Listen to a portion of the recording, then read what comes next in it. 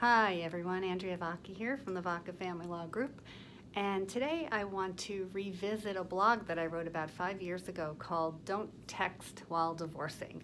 And the reason I wrote the blog back then is because I was seeing a lot of my clients were having very difficult conversations by text message, a lot of miscommunication going on, a lot of increased feelings of anger and resentment, and all kinds of negative emotions were coming out because of ineffective texting. So I gave some tips at that time, and I want to revisit it now because in our age of a lot of socially distant everything, our parenting has become even more socially distant as well, and we're relying on text and email to talk about what's going on with the kids.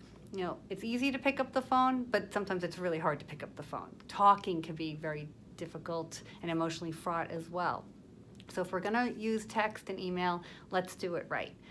So a very good tool is to look at the Bill Eddy, who has something called the High Conflict Institute, and he has a great acronym for how to communicate effectively. And the first is it's an acronym BIFF.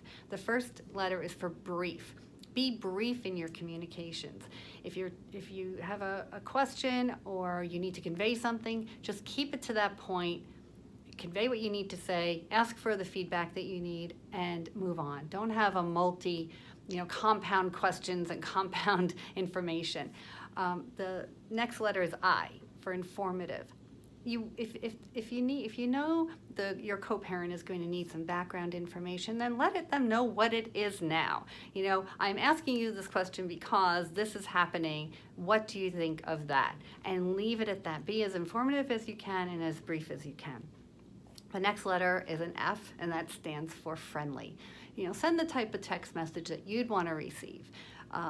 Don't have snarky comments in there. Don't make it personal. Just send the information that you want, and in a tone that conveys, I'm friendly, I'm open to your answer, I'm sending this in good faith, and I'm asking for the same back. And the last F stands for firm. See, I see a lot of clients will open up and ask like an open-ended question, and like, I hope you agree with this, or I would think you would want the same for our child, or something like that. Well, that's going to just open up a conversation that you probably don't want to have, and it isn't going to go anywhere. So just be firm with why you're writing and what you need.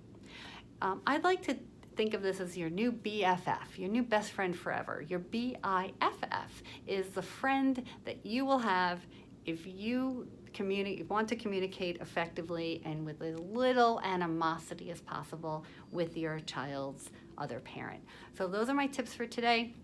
Hope you found it helpful. If you want to talk to us, we're at vacalaw.com, and we're here to help with any kind of divorce or separation issue that you have, and we can help you keep the volume down, keep the tension down, and help you move on.